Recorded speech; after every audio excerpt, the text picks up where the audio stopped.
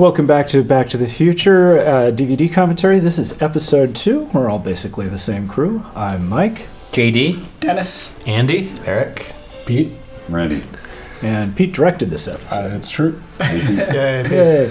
So talk about this choice. What is it? How did you make this choice? I think the biggest problem with episode 2 was hitting the bar that was set with epised 1. That's true. We had to. I think we chose pace and just kind of, trying to give people a more action-packed experience. Yeah, now that we've established the world. 2 is a little bit more nonstop suspense. 2 in some ways, I don't know, every episode was difficult to design for one reason or another. 2 in some ways was the biggest design challenge, I think, partly because what 1 ended up being what rated a bunch of what we originally had planned for 2. So we basically took what we had planned for 1 and 2 and ultimately put it all into 1. And when we started designing episode 2, we kind of had no idea of what we knew we suddenly realized we had a title. We knew we were going to put Kid Tannen in jail by the end of this episode, and at the end everything would go horribly wrong. But it was sort of like, okay, and now what? And ultimately we realized that Tannen was a big enough villain that we could build an entire episode around just the problem of dealing with him and the threat he represents to Marty's future. I'll be fine until you get back. You got it, Doc. This is one of the... We were real happy when we realized, hey, we could just send Marty back to the first episode to solve his problem here. Because we had a few... One of the many Back to the Future little touchstones we wanted to get was Marty being in a scene with himself, as in the second movie. And since this is the second episode, it seemed like a good place for it. So we really wanted to get him in a place where he would have to hide from himself. And we were happy we were actually able to pull it off. Oh, come on, Yesterday, Marty. Stop talking. Get moving. Calling himself Yesterday, Marty. I'm sorry. I always prefer day old Marty. You get a good discount that way. Yeah. And there's the dog. Yeah. Who doesn't want to play fetch with Einstein? Except for Mike. It's because Einstein growls at Mike. Yeah. But yes, this is exactly the kind of thing we figured would happen in the movie, having one Marty on one side of a tree and a Marty on another side of a tree. But this took a lot of finesse to get this believable. Get this mangy animal away from me! Come on, Einstein. Get away from the nice lady. My shoe! Einstein, no. Now, to get into that courthouse and grab Artie before Tannen's guys. He usually fades out at dramatically convenient times. Yeah. All of that. We missed a step here. Oh well. What happened, man? You gotta come with We me. did a dramatic cut. Yes. No time to explain, Gran. This commentary has been edited Promise for me time. Artie McFly. But we have not really talked about Artie McFly and our voice actor Summers, Michael Summers, who also I have no idea what he looks like, but he does a marvelous job with the character. Yeah. Curiously, Artie ended up more like George than George did, and that was that was by design. We figure grown-up, mellow George doesn't quite have as many of the tics that teenage George did, and whereas young Artie is definitely... Artie's pretty neurotic. Artie's pretty neurotic. Oh, I've been better. And he has good reason to be neurotic. Yes, because he's working for Kid, who's a bit of a jerk. We got business to discuss. Get our first glimpse of Trixie Trotter, who turned out to be much more important later. You too, Miss Trotter. Yeah, we're all happy as clams. Thanks for being coy about Trixie, even though we're in the commentary and presumably Yes. has played the story by now. Yeah, well, maybe Just they in case. haven't. Don't Maybe they're foreshadow playing an Marty's big episode love scene with Trixie Trotter.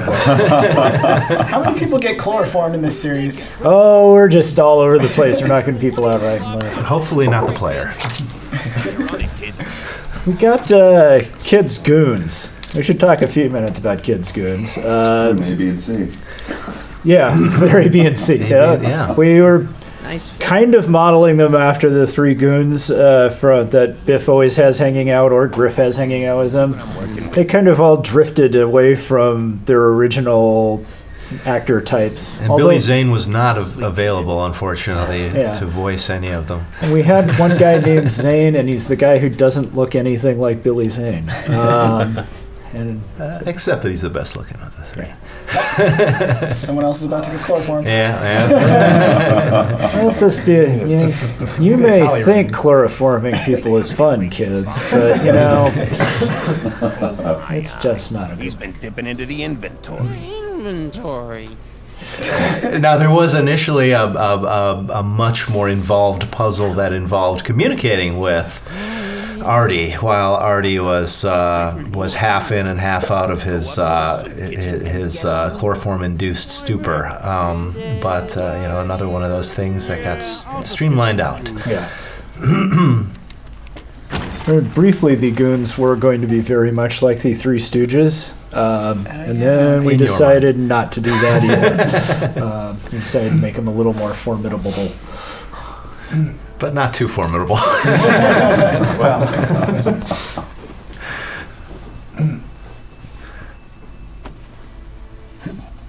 Yes. There's the ever-present intro. Yes, Marty conveniently has all kinds of pictures in his wallet that only come out when they're narratively relevant. Spinning. Come on, Artie. Let's get out of here before these Our favorite thing to do. They were gonna kill me. Chloroform and ropes. Ropes, yeah. The theme of this game. So how Marty drags Artie 2 miles to the DeLorean is one of those questions that's never answered. I still maintain he dragged him outside on the car. That was one of our favorite bits, is actually getting to show the climax of the first episode happening again. And poor Danny. Danny's already got one. For the second time, the DeLorean is giving him the slip, and now for the third time, the DeLorean is giving him the Now slip. he's going to sink into hopeless alcoholism. It's not like based on anyone you guys knew in high school or something. No. Son of a... I don't know why we actually bothered cutting off the son of us, since we were kind of hitting that PG rating all the time. One of the discussions we had at least 80 times was what are we going to do with Artie now that he's in the car with us? And we kept coming them together on that to little tiny another. Well, we because I don't even remember what. The biggest issue was we briefly were talking about actually dragging him to 1986 That's temporarily right, and that's unconscious, and we had huge temporal discussions about how if Artie's in the future, He becomes a there can't break be. dancer. And If Artie goes with Marty into the future, there can't be a Marty anymore because Marty disappeared from the timeline. Oh, we can't start debating this stuff now. That's why I'm really happy Suffice to say, making a time travel game. yeah, because time travel hurts. that's my brain. Yeah. So we just drop him off at the side of the road. Much respect for Bob Gale and Zemeckis both being able to stand doing this for multiple years with time travel and plots. And every time we had a time travel conundrum question and we brought it up with Bob Gale, he would dive in with gusto. Yes. And and tell us why we were wrong. And we'd get it fixed. Yay, flames. And here we are back in. Everything's fine. Yeah. Thanks for playing, everyone. Good night. Certainly, it's the shortest series we've ever Except done. that the nuclear war has left the sky permanently mustard colored.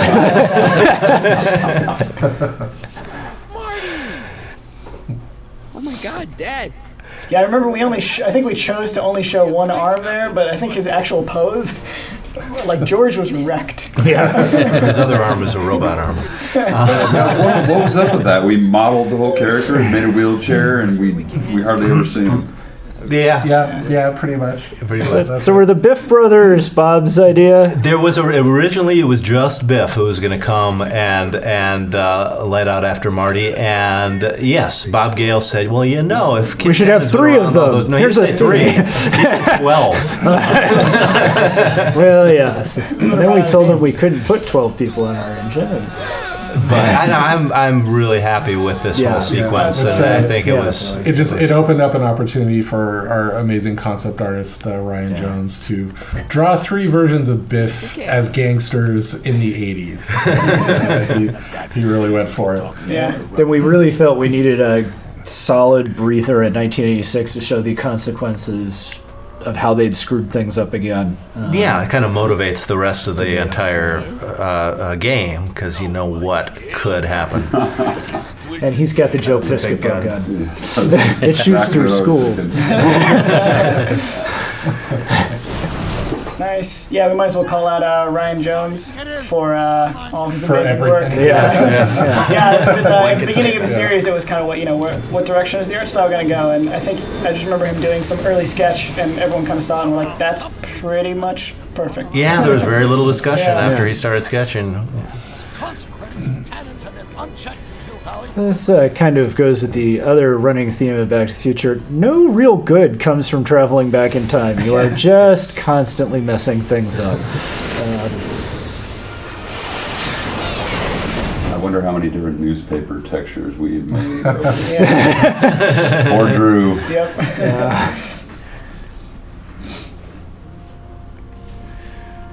Where does this pick All right, okay, now we're going to get to see the suit. The suit. Yeah. And the stash. Marty McFly. Why we didn't just leave him like this for the rest of the season, I don't know. I think when his nondescript features. When I first saw the concepts, I didn't know the story yet. I just remember seeing it on like Ryan's computer or something like that. It was just Marty mustache. I was like, what? What I like is how Edna immediately recognized him anyway. No, she didn't. Oh, didn't she? She didn't. It took. Oh yeah, that's right. Yeah. Yeah. This is we actually we actually forced the player to listen to the whole song. And Randy. Mr. Brown. If you haven't listened to the whole song, ask Edna to play the song for you. Who said you were worthy? The old gray mare? Well, Oh yeah, silly little puzzle. Yeah. I like word puzzles. We don't do enough word puzzles because we have to translate them into other languages. This was a key thing. We knew going into this episode, this would be the musical episode. And even though I didn't actually get to be lead design on this one, amusingly enough, everyone always says I'm going to be the guy to do a musical. Yeah. I think you all know what I'm talking about. Am I right? So let's tricks, Trotter. Talk about the music. Well, the music is the original songs by Ron Lytle. Although this is not one of the original songs, this is an actual public domain song. Out of my way, kid. I got some sorrows to drown. Oh, poor Danny. But we knew from an early point we wanted to have a saloon singer, so we needed songs. So bad. He just takes some. Hey, Toots, any chance you could sing that can number? The guys really love the way it shows off your assets. And he's a pig. And Tannen is a pig. It was a different time, that kind of thing was all right back then.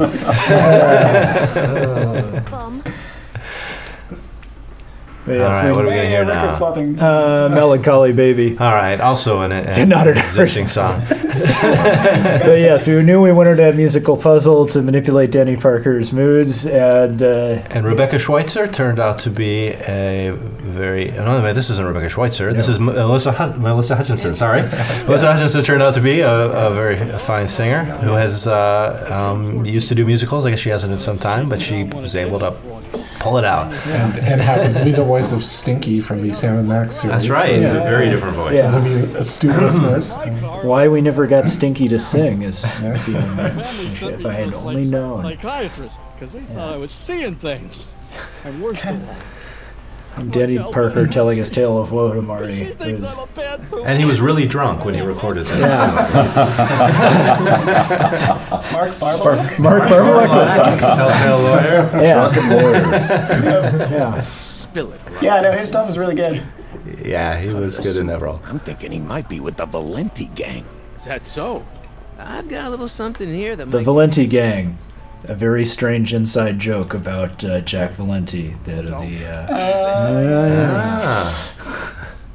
It's not a real gun. It's not a real gun, I swear. See?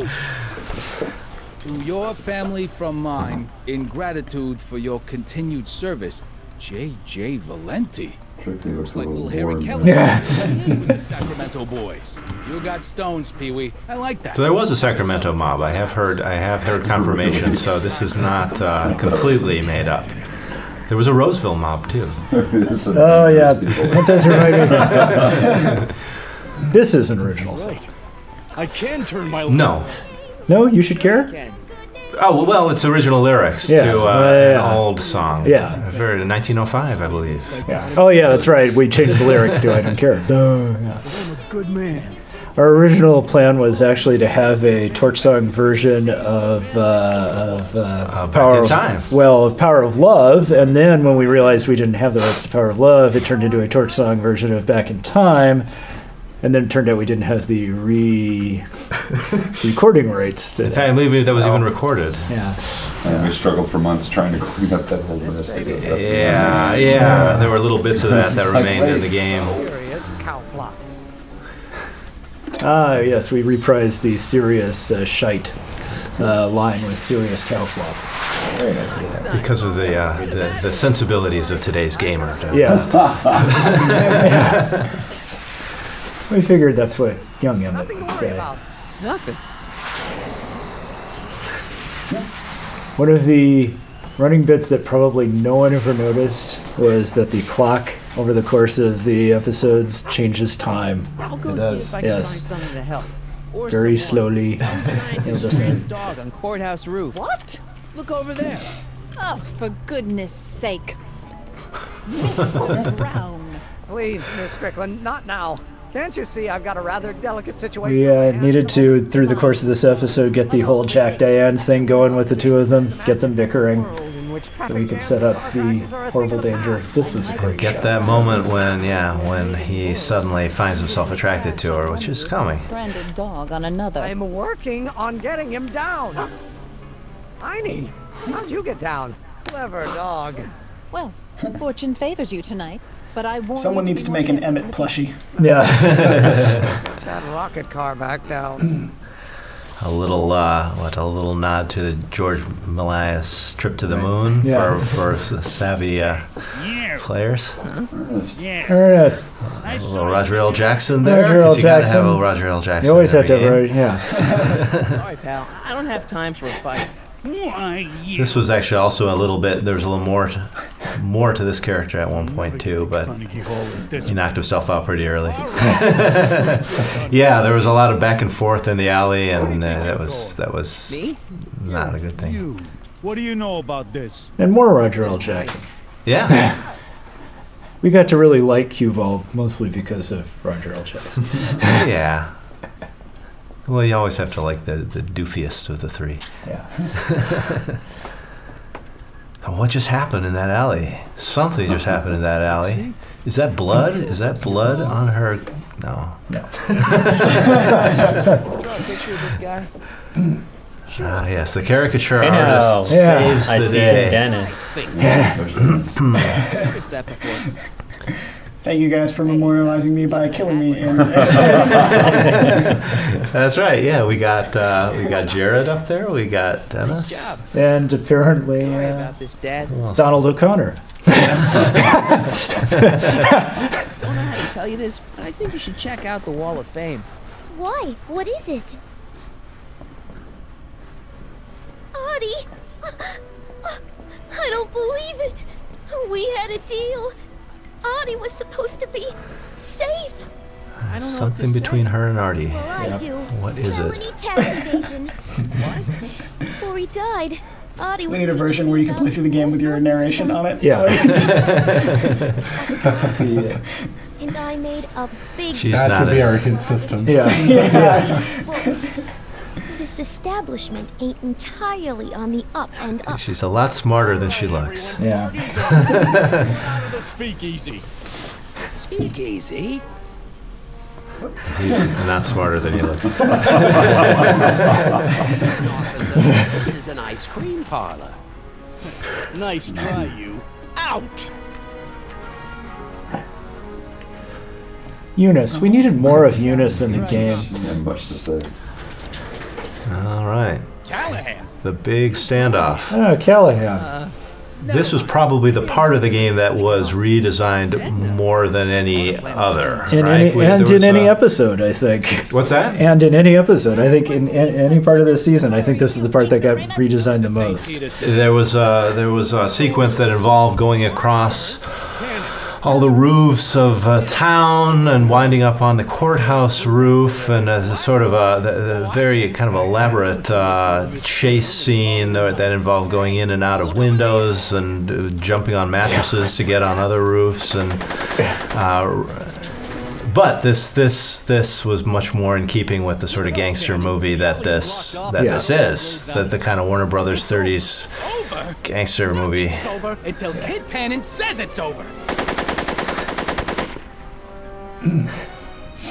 Wait.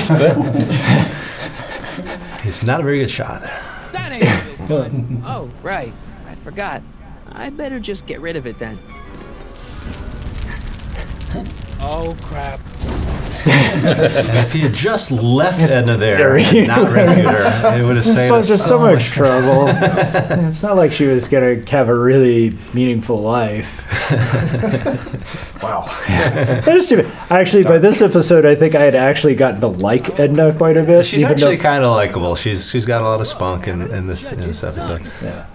But we always knew where she was going. Getaway car and a clear road to Nevada, or the brown kid gets it. Doc! Doc? Yes, it's me. Oh yeah, That's right. real Doc. Yeah, by the way, You Doc remember is this in this episode. After we nearly killed Christopher Lloyd in the first episode with way too many lines of dialogue, we gave him a little rest on this episode. Yeah, he spent most of it at a cheap hotel. Yeah. Yeah, that's right. I remember with episode 1, Doc, it not was, Christopher Lloyd. it was too hard to resist all the long techno babble Doc lines. Yeah, this episode we at least chopped them all up into shorter lines. So. All right, second appearance of Manure. Yay! Survey says still funny. It's the same truck. Didn't it get hit by something in the last episode? I crashed into it. He probably has a fleet of Oh, a fleet of similarity. Trucks. You can never have enough manure trucks. That's what I always say. Haven't you heard? The feds are practically drooling over Trixie's books. Trixie? Her books? You said, oh, books. Not a euphemism. Ah! Not a euphemism. Artie?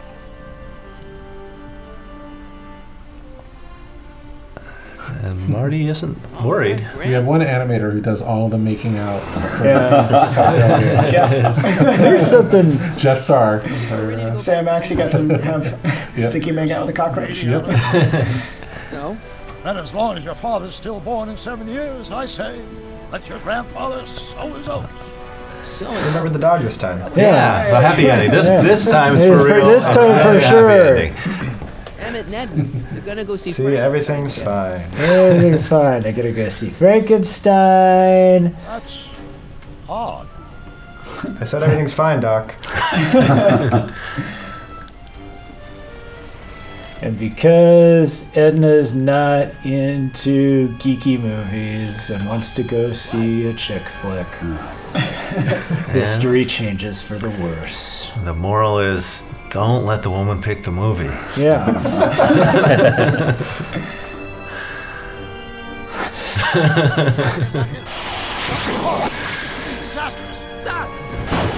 And we did spend a long time trying to figure out how that sequence would all play out. I'm very happy with This is why you don't let Marty fly the car, by the way. This is the first time he ever flew the DeLorean. Yeah. Well, he couldn't see through the windshield. It was all iced up. Yeah. We've got everything under control. Doc? Oh no, what happens my next? Creepy. Very creepy. This is what happens when you marry the wrong person. You become a fascist. Lessons from Mike Stemmer. Yeah. All right. Join us for episode 3 of Back to the Future, where we see the horrible 1986 under Citizen Brown.